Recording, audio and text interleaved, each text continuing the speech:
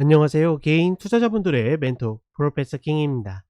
자, 오늘도 힘차게 기관차 출발해 보도록 하겠습니다.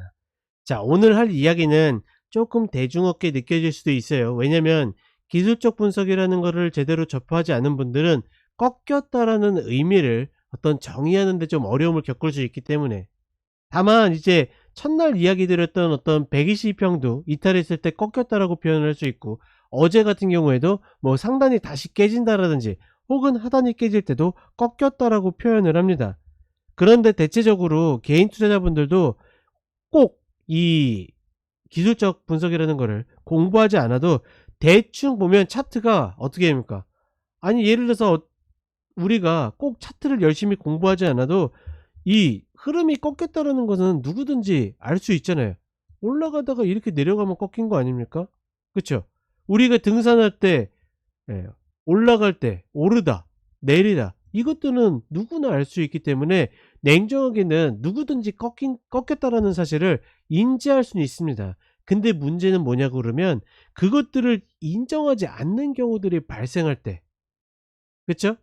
뭐냐면 내가 갖고 있는 종목이 122평을 이탈해. 근데 어떻게 생각하냐면, 아씨 이거 떨어지네, 이거 밀리는 건가, 누가 매도를 하는 건가, 아 공매도 이 나쁜 자식들이, 이러면서 아 이러다가 다시 한번 양봉 만들지 않을까, 아 이러다가 다시 한번 움직이는 거 아니야, 아 오늘 하락 아무리 봐도 아 외국인이 매수했는데 이거 속임수 같은데, 이렇게 이야기를 해버립니다.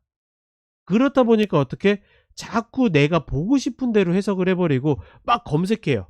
네이버에 막 검색해 가지고 종목 찾아보고, 그리고 나서 어떻게, 아 그래 역시 아 이 목표 주가도 높네, 아 이렇게 좋은 일도 있네, 아 근데 왜 떨어져, 아 이거는 견디면 올라올 거야, 이렇게 어떻게 됩니까? 결국은 그냥 자기 합리화하면서 존버의 길로 가는 경우들이 많다. 다만 늘 이야기 드리지만 손절을 해 가지고 잘못되는 경우들은 없습니다. 아 누군가는 가끔 그래요. 저희 가족으로 처음 와 가지고 손절이 연속으로 나가잖아요. 그러면 거의 욕하기 직전에 어떤 말투로 이야기합니다. "아 그러다가 망하겠네. 아 손절만 하다 끝나겠네." 근데 단언컨대 제가 이 시장에서 20년 이상 있으면서 이 손절을 치워서 잘못되는 경우들이 훨씬 더 많지, 손절을 해 가지고 잘못되는 경우들은 기분 나쁜 거 빼고는 없습니다. 최근에도 제가 이야기 드리잖아요. 지난주 어떻게 됐습니까? 지난주 일요일 날 라이브 때 "추석 연휴 들고 가고 싶다. 홀딩에 넘어가고 싶다." 그랬는데 그 갖고 가고 싶은 종목이 월요일 날 오전에 잘려 버렸어요. 얼마나 짜증납니까? 그쵸? 아 나는 이거 다시 매수하고 싶은데, 이거 갖고 넘어가고 싶은데. 근데 어떻게 됩니까? 아 안 자를 수 없으니까 자르고 그냥 지켜봤어요. 종가도 그것보다 아래로 내려갔어요. 그 다음날 됐는데, 아 지금 나는 매수해서 넘어가고 싶은데 기다렸는데 또다시 어떻게 됩니까? 예, 시가 깨고 내려가는 패턴이니까 또 가만히 있었어. 그래 놓고 이제 연휴 들어가기 마지막 날, 그때가 되니까 내가 자른 가격보다 5%더 밑에 있는 겁니다. 그래 놓고 그때서야 어떻게 다시 매수를 잡을 만한 패턴들을 만들어 줬어요. 물론 재밌게도 그 종목을 다시 잡지 않고 다른 종목을 좀 잡았습니다. 왜냐면 그 종목을 잡아야 되는 거를 조금 늦게 판단했어요. 그러다 보니까 저점에서 좀 올라오다 보니까, 그리고 이제 제가 원하는 자리가 딱 있었는데 거기에서 딱 10,000원이 부족했습니다. 그렇다 보니 일단은 다른 종목을 좀 잡았는데, 결국은 이번에도 어떻게 됩니까? 손절을 한 덕분에 좋은 기회가 생겨서 더 싸게 잡았어요. 그것도 조금 싸게가 아니라 시장이 만들어 준 가격 때문에 훨씬 더 싸게 샀습니다.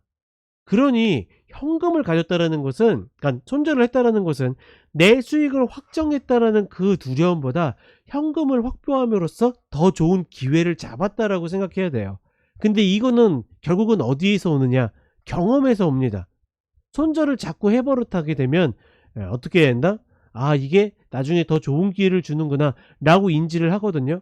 근데 그렇지 않고서 안 하시는 분들은 어떻게 계속 무서워서 안 합니다. 손절하게 되면 나 두고 또 올라갈까 봐. 우리 가족분들 비일비재하게 겪는 일이거든요.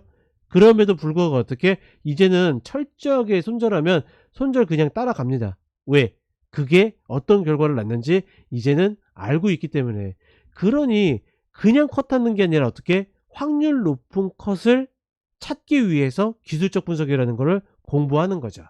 자, 그런 부분들 반드시 같이 인지를 하시면서 가셨으면 좋겠습니다. 자, 종목들을 보면서 이야기를 해보도록 하겠습니다. 자, LG화학 같은 경우에는 대표적으로 제가 매수를 하지 말라고 이야기 드리는 종목이죠. 아예 이 저점이 내려올 때까지 건드리지 않았으면 좋겠다. 물론 갖고 있는 분들 입장에서는 굉장히 짜증나는 이야기일 수도 있겠지만, 이거는 뭐 어떤 근거가 있다라기보다는 제가 보는 뷰입니다. 뷰. 그냥 제 개인적인 생각이에요. 제가 틀릴 수도 있죠. 근데 다만 이 시장에서 쭉 제 방송을 보시고 저와 함께 하신 분들은 그 뷰가 그렇게 틀리지 않았다라는 걸 알고 있기 때문에, 아, 그냥 기다리든지 안 하면 안 했지 중간 자리에선 하지 않는다. 얘도 마찬가지로 기본적으로 이런 자리들 계속 저항받을 때, 쉽게 얘기하면 역헤드 숄더의 패턴에, 그러니까 명확하게 나오진 않았지만 그런 개념을 가지고 만든 흐름들이거든요. 그쵸? 헤드를 만들고 계속 어깨에서 못 올라갔잖아요. 그러면 저 자리에 못 올라가는구나, 꺾이는구나, 120평을 이탈해서 저항받고 떨어지는구나, 그러면 내가 이제 인정하고서 본 종목을 그냥 천천히 보겠다, 혹은 잘라내겠다, 이렇게 인정을 해야 되는데, 그렇지 않고 버티게 되면 어떻게, 이런 자리들 온전히 맞는 거죠. 저는 글쎄요, 다시 이 자리까지 올라갈지도 솔직히 잘 모르겠어요. 그나마 이 자리에서 만약에 잡히게 되면 한 60만원 자리 정도는 가지 않을까 라는 생각은 갖고 있어도, 여기, 죄송합니다. 제가 순간 목이 메여 가지고 예, 여기까지 올라갈 거라고 뭐 그렇게 생각지는 않습니다. 자, 어찌 됐거나 이렇게 꺾이는 흐름들이 나왔는데 인정하지 않으면 다 저거를 온몸으로 맞아야 되는 거죠. 현대차 같은 경우에도 제가 이야기 드렸죠. 이 전적 구간 더 올라갈 수는 있겠지만, 이 자리에서 이 진폭을 노려 가지고 가는 것보다 여기에서 내주고 다시 눌림을 기다리는 게 맞다. 물론 기다렸던 이 173,000원, 얘는 지금 마디가 173,000원에 있습니다. 여기까지는 내려오진 않지만 반등에도 어떻게 120평 저항받고 떨어지죠. 현대차는 제가 매수 관점으로만 갖고 있는 종목입니다. 눌리면 매수, 눌리면 매수. 그럼에도 불구하고 저렇게 꺾였을 때 내주지 않으면 어떻게, 고생한다. 이러다가 가끔 이렇게 그냥 치고 올라가는 경우들이 있거든요. 그러면 나중에 어떻게 생각하냐면, 그분은 역시 여기서 매도 안 하길 잘했어, 역시 좋은 종목이야 라고 이야기를 합니다. 근데 장단컨대 이렇게 물렸다가 다시 올라와 가지고 수익 보신 분들은 그 수익 이상으로 다음에 반드시 또 물리게 되어 있다라는 거. 그것들이 수없이 반복되다 보니까 원칙이 없고 내가 갖고 있는 이 전략이 없는 분들은 잘해야 시장에서, 시장이 도와주면 본전이라는 이야기를 계속 드리는 겁니다. 자, 그 다음에 이오테크닉스, 얘도 마찬가지로 어떻게, 누구든지 알 수 있는 쓰리봉을 만들었거든요. 기본적으로는 여기서 매도를 했어야 됐고 한 번 더 도와줬어요. 근데 이때 이 장대 양봉에, 좀 가까이서 볼까요? 이때 이 장대 양봉의 잔상들이 남아서 이런 자리들 계속 매수 들어갑니다. 근데 엄밀하게 이야기하면, 자, 22평 이탈하고 탔잖아요. 22평 이탈하고 이번 어떻게 됩니까? 저항받고 윗골이 음봉으로, 그것도 하락 장악형으로 맞았거든요. 그런데 아직도 갖고 있다라 그러면 이거는 반드시 어떻게, 내가 미련으로 갖고 있는 거다. 얘는 이런 방식으로 떨어지면 이 122평도 받아주기 굉장히 버겁습니다. 아예 지금의 이 마디인 7만원 구간, 72,000원인가 그럴 거거든요. 그리고 위에 81,200원, 이 구간 내려오지 않으면 이 122평도 별로 건드리고 싶지 않아요. 왜? 누군가가 끌어올린 다음에 지네들 다 털고 나갔는데 내가 이 자리에서 설거지를 해줄 필요 없죠. 물론 누군가 들어와서 이렇게 반등시켜줄 수도 있습니다. 그리고 본 종목이 나쁜 종목도 절대 아니고 좋은 종목인 거 알고 있지만 굳이 어렵게 저런 자리에서 들어갈 이유가 없는 거죠. 중요한 건 뭐다? 꺾인 패턴이 눈으로 보이고 알고 있는데도 갖고 있으면 안 된다. 현대 롯데 같은 경우에도 저 이 자리 분명히 매수 이야기 드렸거든요. 처음에 이 자리였어요. 컷 나갔고 그 다음에 이 자리 저점 나왔을 가능성이 있다.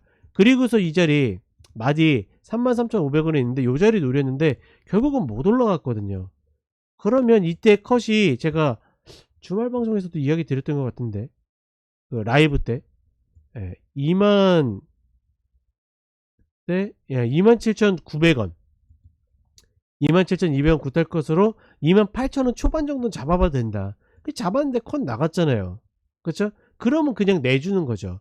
물론 그 전에 마디를 3봉이나 만들어서 깨고 추세 이탈에다가 마디를 관통으로 깨고 120평 뒤졌는데 못 가고서 또 깨고 지금 탈출할 요인들이 굉장히 많았는데 어떻게 됩니까? 아직도 만약에 이 위에서 매수해서 들고 있다라 그러면 전혀 내 기준이나 원칙이 없는 겁니다. 아니면 아예 시세를 판단하지 못하고 있던가. 그런 분들은 오히려 그래요. 어떤 분들은 그냥 잡아가지고 존버하시는 게 더 성향에 맞는 것 같아요.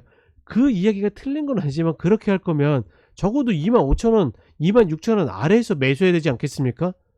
최소한의 이전 저점 어깨 자리에서 이런 자리에서 최소한 이런 자리에서 매수를 해야 되지 않겠습니까? 이런 자리에서 매수해 놓고 그런 이야기를 하면 안 된다. 아무리 좋은 종목이라도 방산이 우리 산업의 뭐 미래를 이끌지라도 그렇게 해서는 절대로 성과를 얻기가 어렵다. 크래프톤도 마찬가지입니다. 저 본 종목 굉장히 좋아하고 또다시 20만원은 넘어갈 거라고 보고 있거든요. 최소한 보다도 19만원짜리 갈 것이다 라고 보고 있는데 결국은 꺾여서 내려올 때 이때 어땠냐면 여기에서 굉장히 좋은 자리 즉 전저를 잡아채고서 30분의 추세전환을 잡을 때 저희 공식 종목으로 들어갔어요. 그리고 이 위에서는 3분의 1인가? 아닌가? 5분의 1인가? 되게 조금 나왔어요. 그래 놓고서 저는 22만원, 24만원 요 자리를 보고 있었거든요. 근데 결국 못 오고 꺾이면서 결국은 이 자리, 이 120병 다시 이탈할 때 18만 5천원인가에 내줬어요. 근데 되게 아깝잖아요. 왜? 여기 갔을 때 수익률이 얼마였는데 여기서 내주려니까 굉장히 아까웠는데 여기서 안 내줬으면 어떻게? 이거 그냥 몸빵으로 다 맞고 있는 거 아닙니까? 지금 자리에서 컷할 자리 찾을 수 있을 것 같아요? 못해요. 매수 자리는 찾을 수 있어도 컷 자리는 없습니다. 이런 일들을 자꾸 반복한다라는 거죠. 따라서 다른 거 없이 꺾일 때 자르는 것을 두려워하지 마시고 혹여나 내가 손절이라는 걸 계속 뭔가 이상하게 잘못하고 있다 그러면 조금은 배우세요. 결국은 확률 높은 컷을 찾는 것이 이 기술적 분석의 저는 핵심이라고 생각하거든요. 매수는 다들 잘해요. 근데 나올 때 매도할 때를 제대로 찾지 못해서 그런 거지. 이런 것들을 조금만 높일 수 있다라 그러면 좀 더 이 시장에서 편안한 라이프를 경험하지 않을까 생각합니다. 자, 그럼 저는 내일 네 번째 기관차로 찾아뵙도록 하겠습니다. 감사합니다.